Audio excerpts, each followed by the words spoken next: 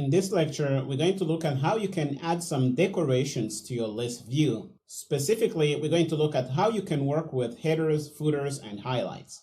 Let's go to Qt Creator and do a demo about that. Here we are in Qt Creator. We're going to start a new project. It's a Qt Quick application. We call it Header, Footer, Highlight Demo. Choose our Qt version, choose our kit, and finish. We want to change this title here. And we want to go to the last example and copy the code we had in there because that's going to be our start. So we're going to copy everything in the window like this, bring it over in our new piece of code here. Let's close this. We don't need it anymore. If you go to the documentation for list view, you're going to see that we have a few properties that we haven't seen before. We have a property called footer here. We have a header, and we have another called highlight. The footer holds the component to use as a footer. You can specify a footer for your list view. The header is the same. You can specify a header for your list view, and the highlight displays how the data changes when you select the current item. It is a visual representation that you see in the list view when you select something. We're going to see how this works. We're going to go back to our code here and specify our header component. We're going to go down in the list and say component. It's going to be our header. So we're going to say header ID for the ID. And inside, we want to put a rectangle component. It really is the same thing we did when we defined our delegate. We're going to specify how our header is going to look and the data that is going to be inside. Let's give it an ID. It's going to have a width, which is going to be the same as for the parent. It's going to have a height. We want this to be 50 in height. We want it to have a color of yellow, green, and we want to specify a border. Our border is going to look like this. It's going to have this color, and it's going to be 2 in width. Inside, we want to have a text component as usual. It's going to be centered. The text is going to say months. And it's going to have a point size of 20. Let's do 20. So we can go back to our list view here and specify the header. So we're going to say header and say header ID. This is really all we need.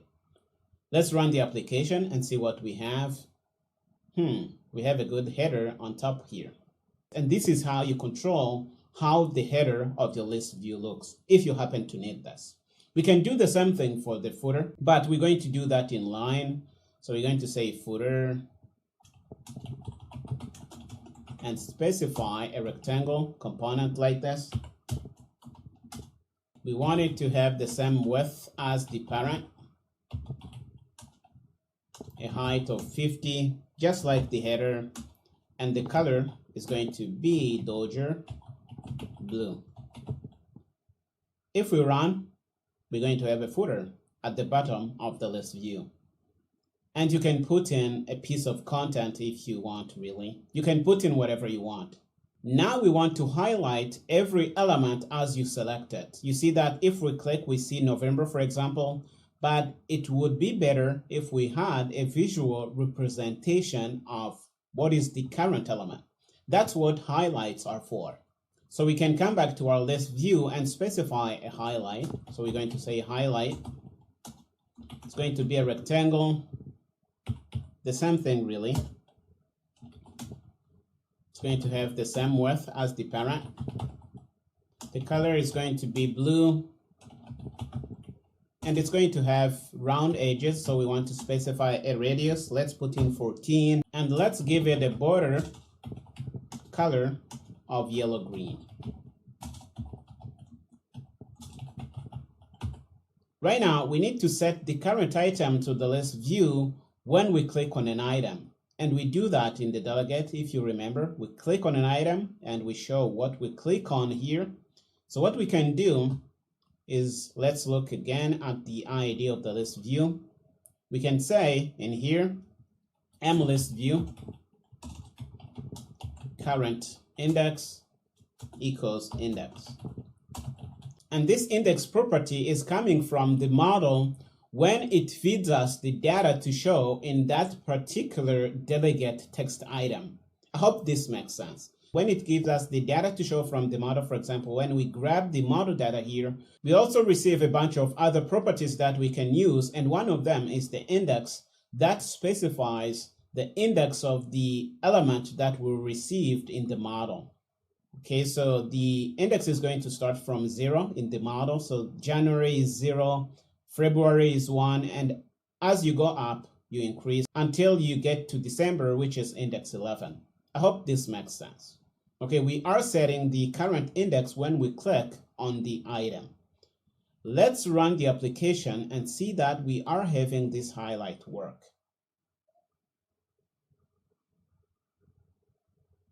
Our app is here, but you see we have a problem. Where is it? We forgot to say width here. I make this mistake a lot, so don't be like me. Let's run again. Okay, you see we are clicking, but you see that our rectangle is not visible. And if you watch, you see that we are seeing the highlight rectangle move in the background, and this says that the data is laid on top of that rectangle. So what we can do, we can bring it up by increasing its Z index. So we're going to come back to the highlight and specify a Z of 3.